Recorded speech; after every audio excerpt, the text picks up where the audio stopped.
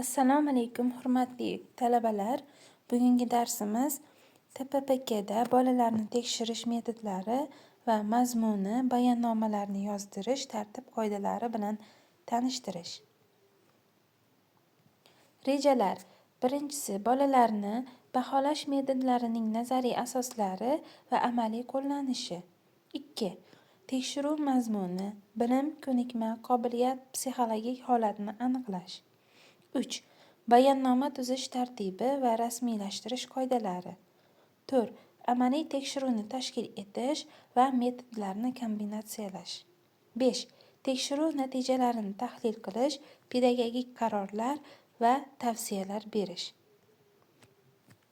Birinchi reja. Bolalarni tekshirish metodlari. Observatsiya metodi. Bolalarni kundalik faoliyatda kuzatish, xulq-atvorini, faoliyat ko'rsatkichlarini qayd etish. 2. Suhbat va intervyu metodi. Bola bilan bevosita suhbat o'tkazish, bilim, qobiliyat va shaxsiy xususiyatlarini aniqlash. 3. Testlar va sinovlar. Standart yoki maxsus tayyorlangan testlar, bilim, ko'nikma va qobiliyatlarni baholash. Amaliy mashg'ulotlar, turli faoliyatlar yoki topshiriqlar orqali amaliy ko'nikmalarni aniqlash. Portfeli tahlili. Bola tomonidan bajarilgan ishlar, loyihalar va ijodiy ishlar asosida baholanadi. Ikkinchi reja. Bilim va ko'nikmalar. Bolaning fan va amaliy ko'nikmalari aniqlanadi.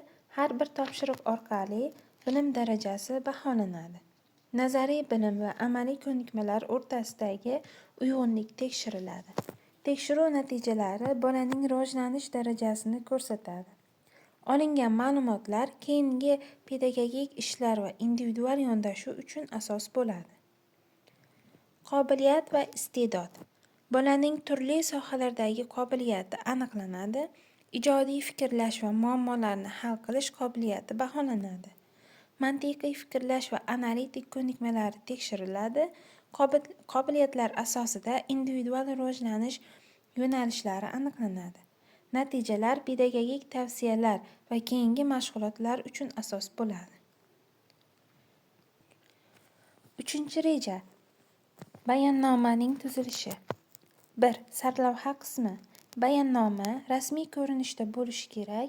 Tekshiruv mavzusi yoki nomi aniq tushunarli ko'rsatilishi kerak bo'ladi. Tekshiruv sanasi va o'tkazilgan joyi yoziladi. Tekshiruvchi yoki javobgar shaxsning ismi keltiriladi. Zarur bo'lsa, tashkilot yoki muassasa nomi ham qo'shiladi. Sarlavha qisqa bo'lishi kerak, lekin bayonnomaning mazmuni va maqsadini aks ettira olishi kerak bo'ladi. To'g'ri, aniq va rasmiy sarlavha bayonnomaning ishonchliligini oshiradi. Sarlavha orqali o'quvchi bayonnomaning asosiy yo'nalishi va mazmunini tez tushunishi kerak bo'ladi. 2. Kirish qismi. Tekshiruvning maqsadi va vazifalari qisqacha bayon qilinadi. Tekshiruv sharoiti, vaqt va joy haqida umumiy ma'lumot beriladi. Qaysi metodlar qo'llanishi haqida qisqacha tushuntirish beriladi. Kirish qismi o'quvchiga bayonnomaning mazmuni va yo'nalishini tushuntiradi. Bu qism orqali tekshiruv natijalarining asosiy konteksti yaratiladi.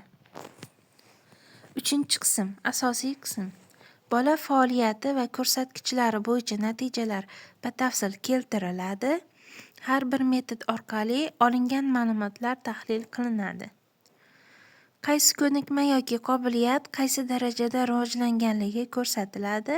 Muammolar va zaif tomonlar aniqlanadi. Asosiy qism bayonnomaning eng mazmunli va asosiy qismi bo'lib, natijalarni aniq tushuntiradi. Xulosa va imzolar. Tekshiruv natijalari asosida umumiy xulosa beriladi, pedagogik tavsiyalar yoziladi, kelajakdagi rivojlanish yo'nalishlari ko'rsatiladi. Xulosa qisqa va aniq bo'lishi lozim. Asosiy natijalarni aks ettirishi kerak bo'ladi. Tekshiruvchi imzosi qo'yiladi. Zarur bo'lsa, ota-ona yoki mas'ul shaxs imzosi keltiriladi. To'rtinchi reja. Tayyorlov bosqichi. Tekshiruvdan oldin zarur jihozlar, materiallar va testlar tayyorlanadi. Bola bilan ishlash sharoiti va vaqt aniq belgilanadi.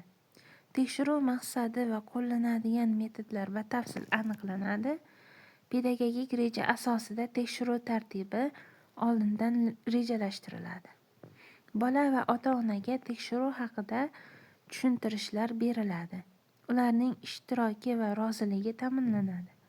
Kerak bo'lsa, individual xususiyatlari va bolaning qiziqishlariga moslashish rejalashtiriladi. Tekshiruv jarayonida xavfsiz va qulaylik shartlari nazarda tutiladi. 5-reja. Tavsiyalar berish. Tavsiyalar berish bosqichi tekshiruv natijalarini amaliy qo'llashga qaratilgan bo'ladi. Ushbu bosqichda pedagog bola va ota-onaga individual yondashuv asosida tavsiyalar beradi. Tavsiyalar bolaning kuchli tomonlarini rivojlantirish, zaif tomonlarini mustahkamlash va kelajakdagi o'quv mashg'ulotlarini samarali tashkil etishga qaratiladi. Shuningdek, qo'shimcha mashg'ulotlar va metodlar belgilanadi. Bolaning qobiliyatlari va ko'nikmalari yanada rivojlantiriladi. Tavsiyalar yozma shaklda rasmiylashtiriladi. Shunda ular kelajakdagi pedagogik qarorlar va mashg'ulotlar uchun asos bo'ladi.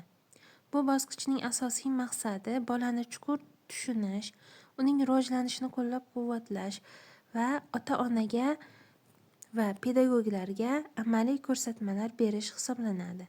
Shu bilan tekshiruvdan olingan natijalar to'liq va samarali tarzda qo'llaniladi.